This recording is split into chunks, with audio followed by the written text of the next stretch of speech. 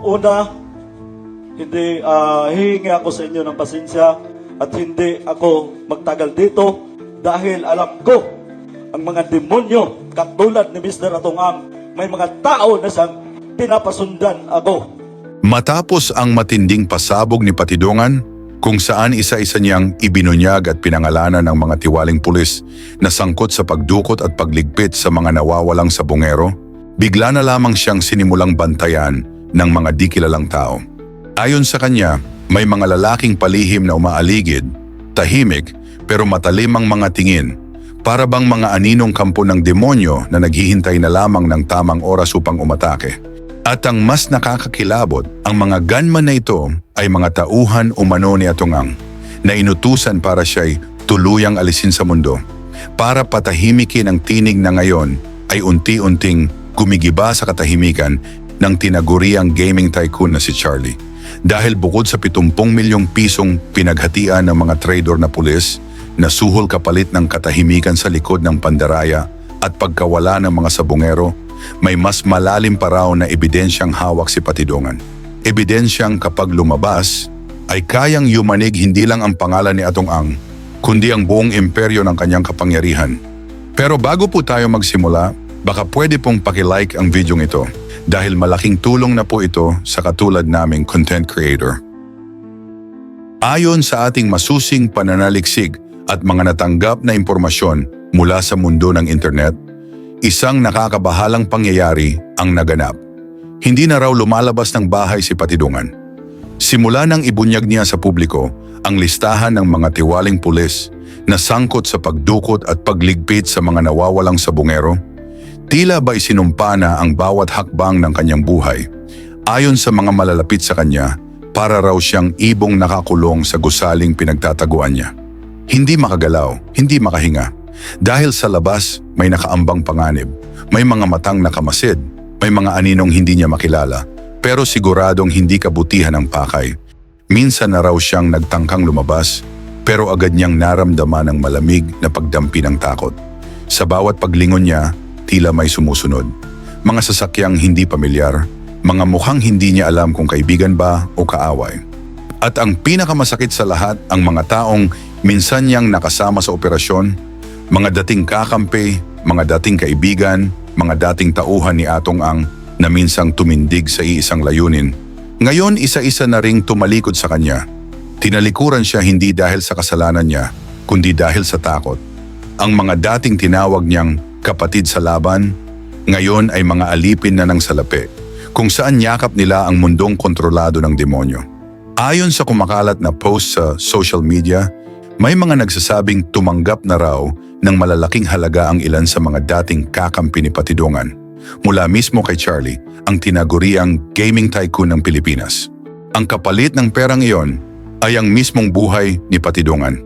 Isang buhay na ibinenta sa halagang kayang itapon ng mga makapangyarihang tao na parang barya sa bulsa ng mga halimaw na nagtatago sa batas, kabilang umano sa mga binayaran ang ilang tiwaling pulis. Mga opisyal na dapat sanay tagapagtanggol ng bayan, pero sila pa ang nagbabalak na itumba ang taong naglalantad ng katotohanan. Isa raw dito si Jonel Estomo sa mga taong gustong tumudas sa kanya. Si Jonel Cabrillos Estomo ay isang veteranong opisyal ng Philippine National Police na nagtapos sa Philippine Military Academy, Tanglao Diwa Class of 1992.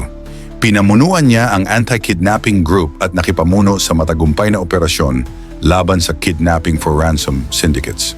Noong Agosto 8, 2022, opisyal siyang hinirang bilang NCRPO Director at natuloy hanggang Pebrero 23, 2023. Pagkatapos noon, itinalaga siya bilang Deputy Chief for Operations ng PNP.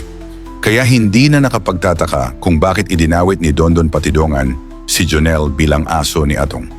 At kung pagbabasehan naman ang mga haka-haka mula sa publiko, siya raw ang piniling bayaran ng milyones ni Charlie dahil nasa loob siya ng mismong linya ng mga sindikatong iniimbestigahan na kalaunan ay naging miyembro daw ng Alpha.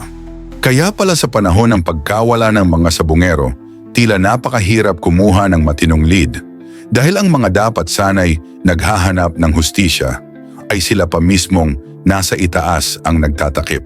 Nang tuluyan ng lumantad at tumestigo si alias Totoy hinggil sa misteryosong pagkawala ng mga sabungero, sinabihan pa umano ni Police Lieutenant General Jonel si Atong Ang na itumba na itong si Dondon sapagkat masyado na itong naging sagabal at tinik sa lalamunan ng kanyang amo. Isipin mo yan ng mabuti na ang isang mataas na opisyal ng PNP sa halip na manguna sa paghahanap ng katarungan, siya pa raw mismo ang nag-utos na alisin sa mundo itong si Testigo. Ang kanyang papel na dapat ay bayani ng bayan, ngayoy lumalabas na protektor ng kriminal at tagatago ng katotohanan. Dito na nga rin nagsimulang magdikit-dikit ang mga piraso ng palaisipan. Sa likod ng bawat nawawalang sabungero, may pattern. Sa bawat tahimik na kaso, may balakid. Parang may kamay na pilit humihila palayo sa katotohanan. Parang may makapangyarihang puwersang gumagalaw sa likod ng mga ulat na ginagawang imposible ang paghanap sa malinaw na lead. Kung totoo ang mga paratang ni Dondon, hindi na lang ito usapin ng simpleng korupsyon. Hindi na ito isang under-the-table deal na maaring kalimutan matapos ang ilang buwan. Ito na ay isang malawak na sabwatan, isang organisadong kasinungalingan na tila matagal nang pinaplano, pinapangalagaan at pinoprotektahan. At ang nakakagulat pa rito, hindi ito gawa ng mga simpleng kriminal sa kalsada. Hindi ito gawa ng mga sindikatong nagtatago sa dilim. Ito ay pinangungunahan umano ng mismong mga taong inakala nating tagapagligtas ng mga inosenteng Pilipino. Mga pulis, mga opisyal, mga leader na sumumpang maglilingkod sa bayan, subalit sila pa pala ang unang lumalabag dito. Habang ang taumbayan ay nagtitiwala, naniniwala at umaasa sa hustisya, ang ilan sa mga pinagkatiwalaan natin ay tahimik palang nakikisalamuha sa mga berdugong may hawak ng salapi. Mga taong tumatanggap ng milyon-milyong padulas upang baluktutin ang katotohanan. Kaya ngayon, hindi na sapat ang salitang tiwali, hindi na sapat ang salitang abusado. Sa kadahilanang kung hindi nagsisinungaling si Patidongan, ang mga taong inaakala nating tagapagtanggol ay sila pala ang tunay na banta sa ating bayan.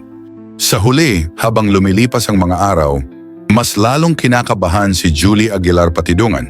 Hindi na niya alam kung alin ang mas nakakagimbal, ang banta ba ng mga kriminal na tauhan ni Atong Ang o ang tahimik pero mapanganib na presensya ng ilang pulis na hanggang ngayon ay nasa labas at handang umatake sa kanya anumang oras. Dahil sa mundong ginagalawan niya ngayon, hindi mo na alam kung sino ang kakampi at kung sino ang kalaban. At sa bawat tibok ng kanyang puso, isa lang ang malinaw. Sa bansang ito, ang katotohanan ay hindi ginagantimpalaan, kundi pinapatahimik. Kapag nagsalita ka, hindi ka poprotektahan. Ikaw ang huhukayan. At bago pa man makarating sa hustisya ang boses mo, may nakaabang ng maglilibing sa'yo, buhay ka man o hindi. Ang tanong na naiwan sa ating lahat, hanggang kailan maglalakas loob ang mga katulad ni Julie na humarap sa publiko, nagsasalita at binubunyag ang kanyang mga nalalaman tungkol sa pagdukot at pagligpit ni Atong Ang sa mga nawawalang sabungero, kahit alam niyang buhay niya ang kapalit, samantalang ang mga tunay na nasa likod ng kasinungalingan ay nananatiling malaya, makapangyarihan at tila untouchable sa harap ng batas. Ikaw, ano ang masasabi mo sa pagkakadawit ni Police Lieutenant General Jonel Estomo sa kasong ito? Totoo kaya na siya ang lihim na tumutulong kay Atong Ang para ilihis ang katotohanan at para patahimikin si Patidongan sapagkat ibinunyag nito ang kanyang mga nalalaman?